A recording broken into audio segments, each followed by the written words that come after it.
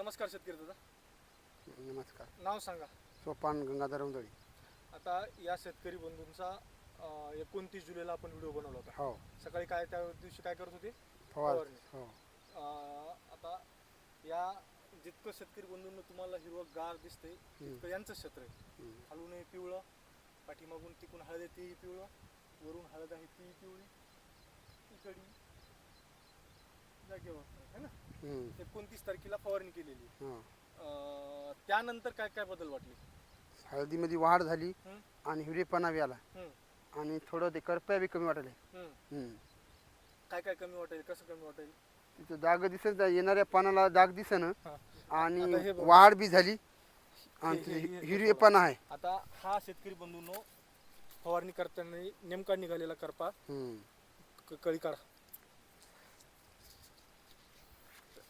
हे म्हणजे फवारणी करताना 7व्या दिवशी हे करप्याचे डाग, हो, बरोबर आहे. हो. हे ते कोण त्यानंतर आलेला आता कळी दाखवा.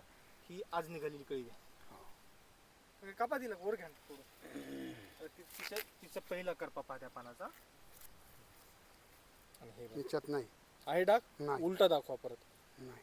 आहे डाग. हे आता तुमचे हाताच्या चिखलाची चिखलाचे लागले, बरोबर आहे. हो. त्यानंतर परत कळ्या कसं फेकायले?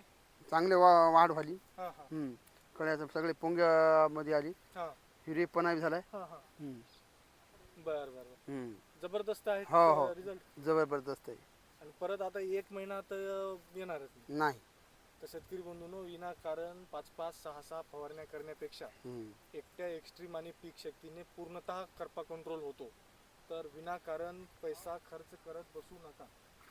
आता हा तुमच्या समोर आहे आणि या व्हिडिओ सोबत प्रत्येक व्हिडिओ सोबत तुम्हाला यांचा फवारणी करतानाचा लाईव्ह 29 तारखेचा व्हिडिओ टाकून देतो, म्हणजे तुमच्या पूर्णतः लक्षात येईल, बरोबर आहे. बरोबर. हो.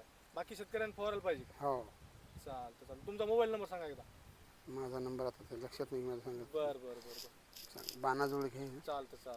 धन्यवाद. मला सांगायचं नंबर. हो.